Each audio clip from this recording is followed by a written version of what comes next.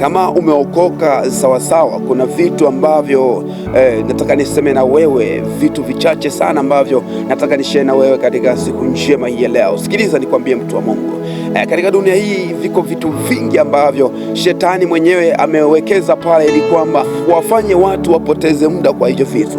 Yes, na kuna vitu ambavyo watu wanavipenda sana, lakini vitu hivyo ni kifungo kikubwa, na ndio maana kuna mtu unaweza kukuta amependa burudani fulani ambayo ni hatari kwa maisha yake ya kiroho. Ukimwambia ndugu yangu kuwa unapotea, na kuambia hapana, sijapotea, nionyeshe ni wapi imeandikwa dhambi. Unamwambia, unamfafanulia, ndugu yangu, huko unakokwenda unakwenda kupotea, utakaa mbali na Mungu, lakini anakuambia hapana, huo ni uongo tu. Lakini sikiza nikwambie, viko vifungo aina nyingi, na ndio maana kuna watu unakuta wamefungwa, lakini ukimwambia umefungwa na kuambia mimi niko huru.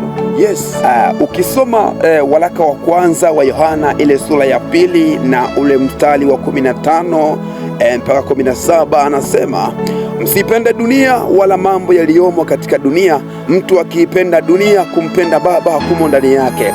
Maana kila kilichomo duniani, yaani tamaa ya mwili na tamaa ya macho na kiburi cha uzima, havitokani na Baba, bali vyatokana na dunia.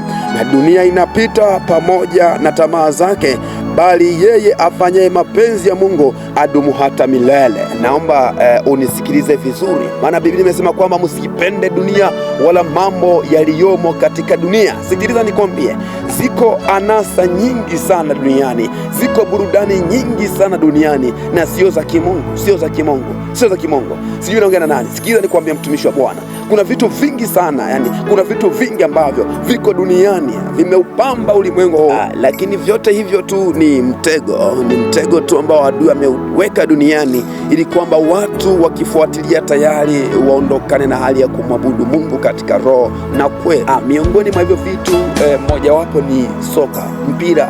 Sikia nikwambie ndugu yangu, ukiwa ni mshabiki wa mpira na wewe ni mtumishi wa Mungu, nataka tukubaliane, kwa sababu tumeshaona kwamba watu wengi wameshakataa kabisa.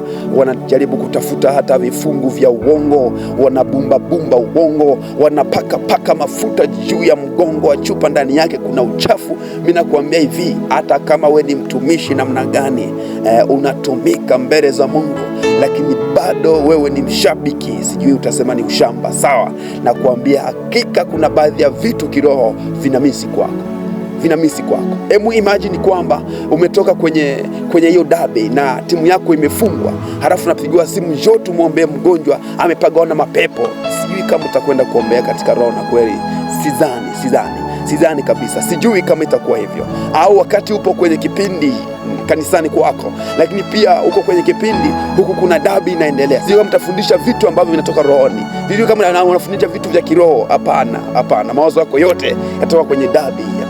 Nafikiri kwamba kwa video inayofuata nitakubabadulia vizuri sana kwamba kwa nini nasema kwamba mpira ni dhambi na ni kwa sababu gani. Usiwe na hasira, mtu wa Mungu. Lakini pia nitakwambia kwamba kwa nini kusikiliza nyimbo za kidunia ni dhambi. Nitakwambia mpendwa. Lakini kwa nini nasema kwamba kwa nini kubeti ni dhambi, nitakwambia. Usiwe na wasiwasi, nitakwambia. Subscribe channel tu, tuwe pamoja, tuwe familia. Naitwa Pastor Samuel Lakoze. Mungu akubariki sana. 0767177071. Kama huja subscribe channel, karibu sana usubscribe channel ili tuwe wana familia wamoja, na Mungu akubariki na kutunze.